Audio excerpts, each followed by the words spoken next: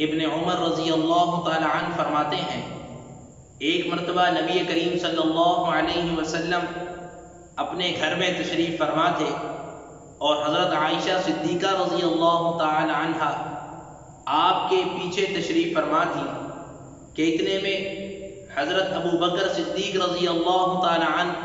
اجازت لے کر اندر تشریف لے آئے، اور پھر حضرت عمر رضی اللہ تعالی عنہ اجازت لے کر اندر تشریف لے آئے،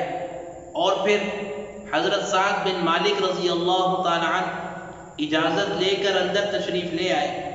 اور پھر حضرت عثمان رضی اللہ تعالی عنہ اجازت لے کر اندر تشریف لے آئے۔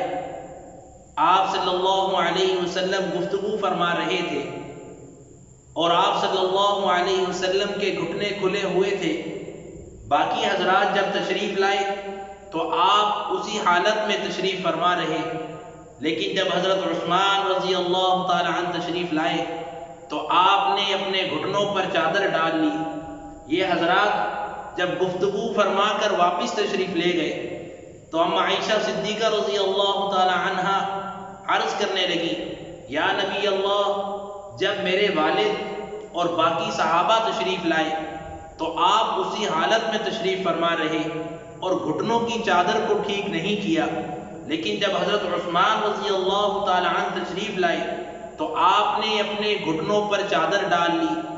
نبی کریم صلی اللہ علیہ وسلم نے فرمایا کہ میں اس آدمی سے حیا کیوں نہ کروں جس سے فرشتے بھی حیا کرتے ہیں۔ عائشہ، اللہ کی قسم جس کے قبضہ قدرت میں میری جان ہے، فرشتے عثمان سے ایسے ہی حیا کرتے ہیں جیسے اللہ اور اس کے رسول صلی اللہ علیہ وسلم سے حیا کرتے ہیں۔ اگر تم اسی طرح تشریف رکھتی اور میرے پیچھے بیٹھی رہتی تو عثمان نہ تو ٹھیک سے بات کر سکتا اور نہ واپس جانے تک سر اٹھا سکتا۔ اور ایک اور بات، یہ سارا کا سارا واقعہ اس وقت کا ہے جب پردے کا حکم نازل نہیں ہوا تھا۔